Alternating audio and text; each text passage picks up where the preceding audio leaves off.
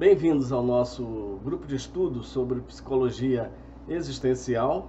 Nós estamos agora entrando na aula 9, que é existencialismo não é humanismo.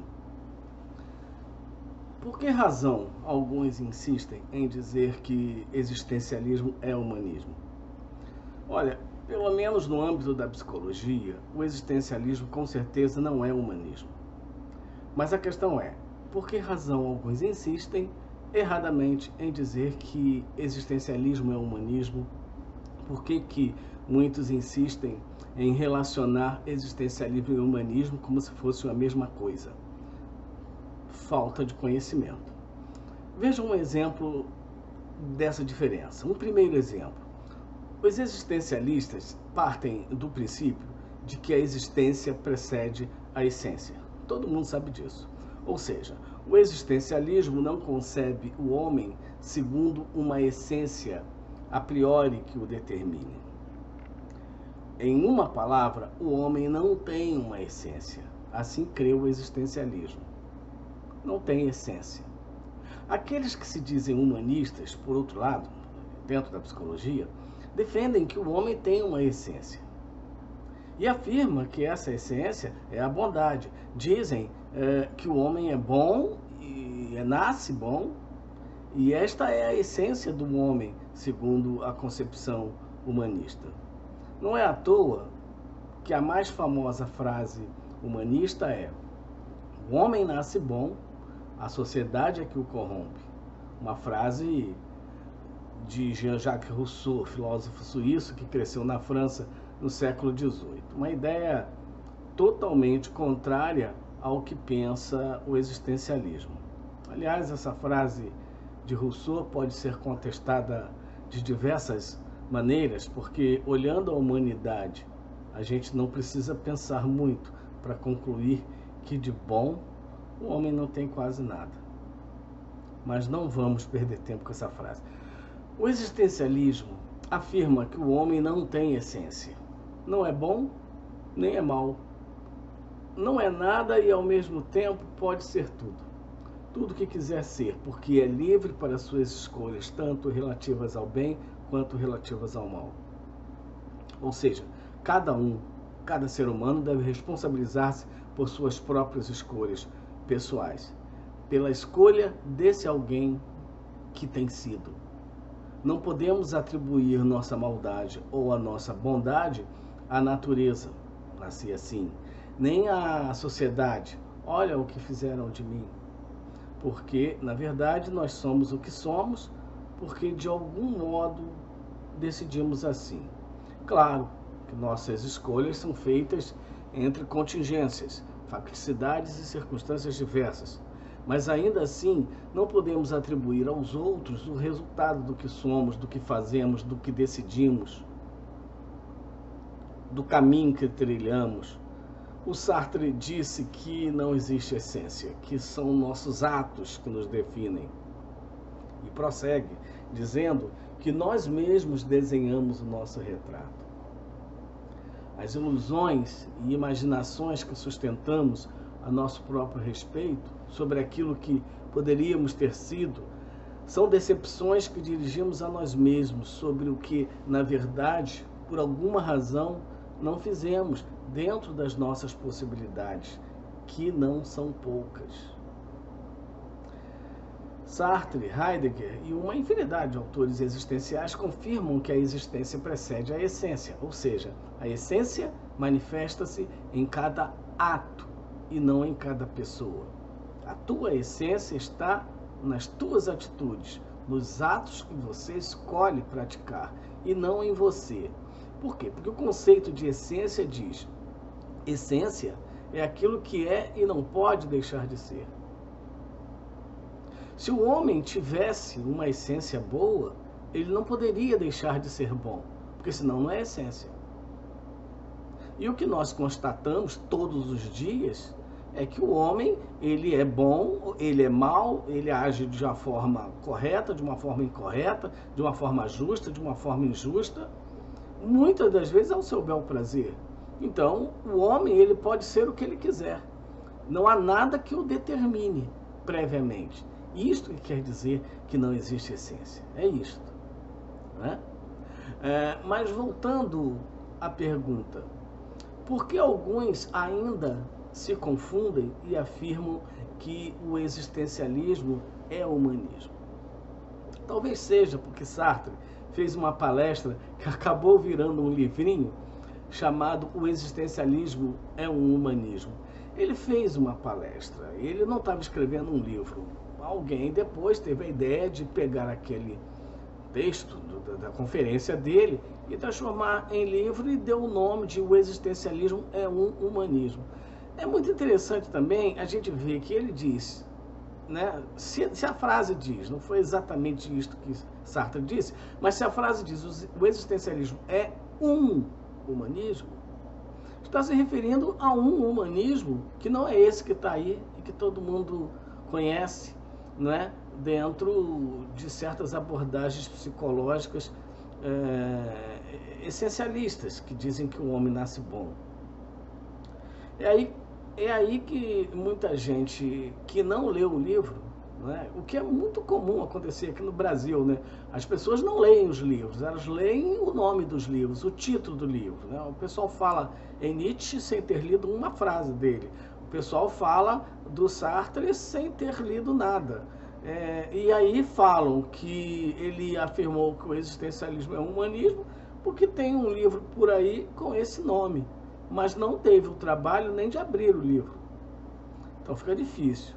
Mas quem leu o livro sabe que não foi bem isso que Sartre falou nessa conferência. Na verdade, ele disse que nada é mais humanista do que o existencialismo, porque coloca sobre os ombros do próprio homem a escolha do seu caminho. Sartre deixou claro nessa conferência a distinção entre o humanismo existencialista e o humanismo clássico, que acabou sendo adotado por grande parte dos teóricos e filósofos norte-americanos durante os anos 50 e 60. Para o existencialismo, o homem não precisa voltar para dentro de si, pois ele é nada. E por conta disso, ele se volta para fora de si, porque não é um ser fechado em si mesmo, mas constantemente aberto para o mundo, na relação com os espaços, com os objetos e com as pessoas. Sartre diz que a palavra humanismo tem dois significados muito diferentes. Podemos considerar como humanismo, diz ele, uma teoria que tem o homem como meta e como valor superior. Mas o problema é que não podemos admitir que um homem possa julgar o homem. Assim, o existencialismo jamais colocará o homem como meta, pois o homem está sempre por fazer, sempre por se fazer. Este é um humanismo que recusamos. Existe, porém, outro sentido para o humanismo. O homem está constantemente fora de si mesmo. É projetando-se que o homem existe. É também buscando objetivos além de si mesmo. Isso é transcendência. É assim que o homem existe. Não há outro universo além do universo da subjetividade humana. E é a esse vínculo entre o movimento de superação e a subjetividade que chamamos humanismo existencialista. Porque lembramos ao homem que não existe outro legislador a não ser ele próprio e o que ele é no desamparo que ele decidirá sobre si mesmo. E repetimos que não é voltando-se para si mesmo, mas procurando uma meta fora de si em termos de libertação e realização, transcendência, que o homem se constituirá como ser humano. Sartre fala de humanismo apenas no sentido de que o existencialismo é uma doutrina que torna a vida humana possível.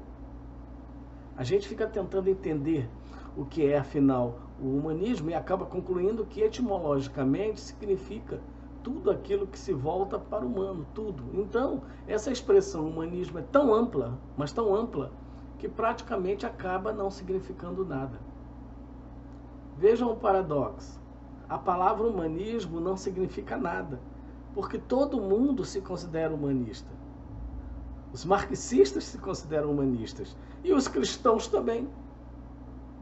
Sartre diz que, assim como os marxistas se dizem humanistas, As diversas religiões, a cristã, a hindu e muitas outras também, acham que são, incluindo muitas correntes políticas e todas as filosofias sem exceção. E é desse modo que acaba não significando nada. Um aluno chega na faculdade de psicologia e vê na grade uma disciplina chamada Psicologia Existencial Humanista. O nome está errado, porque a psicologia ou é humanista ou é existencial. Então a matéria, a disciplina já começa errada pelo nome. Não pode ser as duas coisas ao mesmo tempo. Até porque a psicologia humanista não é nada além de um título dado a um movimento. O correto seria nomear as disciplinas separadamente como psicologia fenomenológica existencial, abordagem centrada na pessoa, né? Gestalt terapia e por aí vai, eliminando a nomenclatura psicologia humanista. Porque se você pensar bem, toda a psicologia é humanista, no sentido de que é uma ciência que trata do homem. Todas são, de certa forma, humanistas. Agora, fenomenológicas não. Poucas são fenomenológicas. A abordagem chamada existencial humanista, erradamente nomeada assim, corresponde a uma tentativa norte-americana de unir pressupostos das duas vertentes, tentando criar uma prática psicoterapêutica que considera o ser humano livre para fazer escolhas e possuidor de uma tendência para a sua realização. Mas o erro é que tentam associar duas concepções que possuem divergências nos modos de compreender a existência humana. E isto é fatal. Consta que essa confusão começou com Holloway, um americano, que ao levar a psicologia existencial para os Estados Unidos, encontrou resistências, pois, como sabemos, nos Estados Unidos, as duas abordagens psicológicas que preponderam é a abordagem centrada na pessoa, do Carl Rogers, e as comportamentais, do Skinner e Beck. Holloway tentou associar a psicologia existencial com a psicologia de Carl Rogers, criando uma improvável existencial humanista, para facilitar a sua adoção nos meios acadêmicos estadunidenses. O movimento conhecido como psicologia humanista surgiu como uma reação contra duas correntes então predominantes. A gente precisa lembrar disso: o behaviorismo e a psicanálise clássica, ambas com seus pressupostos reducionistas e deterministas. Este movimento, que surgiu no final da década de 50 e início dos 60 nos Estados Unidos, surgiu num período de pós-guerra. A designação, portanto, psicologia humanista não se refere a nenhuma teoria específica, nem a nenhuma escola de psicologia, mas sim a um grupo de psicólogos que, mesmo com pensamentos diferentes, não aceitavam, por exemplo, que a pesquisa em psicologia se desse tendo por base os mesmos parâmetros e diretrizes das pesquisas em ciências naturais. E este é um dos grandes problemas no curso de psicologia.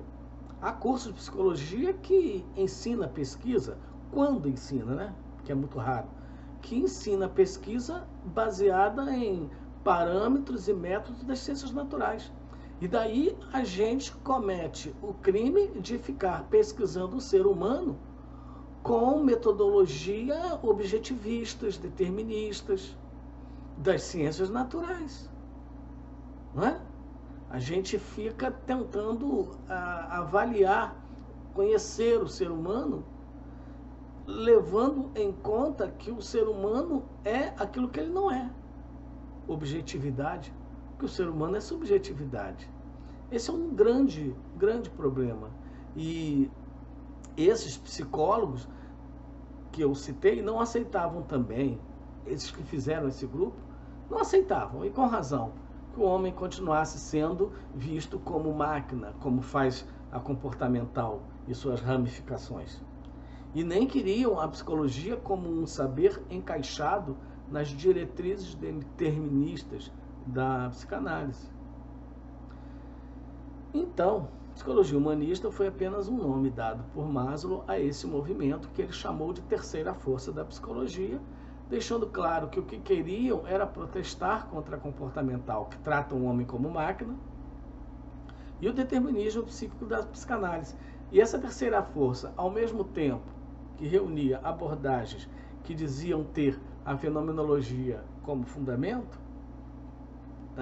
nem todas realmente se apresentavam fenomenologicamente embasadas.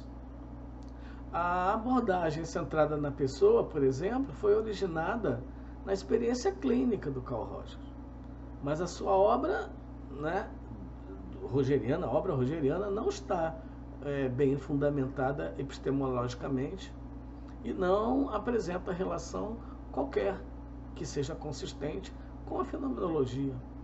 Na verdade, Rogers teve uma formação determinista e a construção da sua teoria estava vinculada ao modelo positivista que dominava o projeto de constituição da psicologia na época. Embora encontremos aqui e ali, na abordagem dele, alguma identificação com referenciais existencialistas. É importante também diferenciar e separar humanismo e psicologia humanista, porque um não tem nada a ver com o outro. O humanismo foi um movimento intelectual e cultural que apareceu no meio do século XIV, dentro do Renascimento, e durou até o final do século XVI. O humanismo foi o principal valor cultivado do Renascimento, que tinha como objetivo a implementação do antropocentrismo em substituição ao teocentrismo que preponderava na Idade Média. Explicando melhor, o humanismo queria, naquela época, que as ações humanas fossem mais valorizadas, encerrando a predominância de ações teocêntricas, cujo foco era a espiritualidade e não a humanidade. Assim, a razão, a ciência e a natureza passaram a ser valorizadas com grande intensidade nesse humanismo. Bom, acho que agora deu para entender que a gente não pode relacionar com a psicologia um movimento que aconteceu no século XIV e que nada tinha a ver com psicologia. Até porque nem existia psicologia na época. A fenomenologia existencial é mais que uma abordagem da psicologia, é muito mais que uma perspectiva na clínica psicológica. É uma visão de mundo, é um jeito de ser. Ver o mundo pelas lentes da fenomenologia é criar e recriar a todo instante sementes de esperanças que, esquecidas, agora brotam de uma forma tão autêntica que é impossível não vingar, não vicejar, não produzir frutos. De forma autêntica, a fenomenologia existencial se impôs num universo psicológico dividido entre mecanismos e determinismo, e alçou o homem e deu ênfase, evidenciou o homem,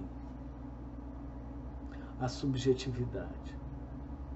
Perguntaram a Irving Yalom, psicólogo existencial americano, perguntaram a ele que técnica ele usava na terapia, e ele respondeu: minha técnica é abandonar todas as técnicas. É assim que faz a fenomenologia existencial. Mas não se iluda, porque para o terapeuta, para o psicólogo, sustentar na terapia uma postura fenomenológica, isto exige dele muito estudo. Mais fácil é aprender alguma técnica, se é que se está buscando facilidade e não autenticidade. Obrigado por ouvir até aqui. Deixe seu comentário, registre sua dúvida. Um grande abraço. Assista também às outras aulas e tchau.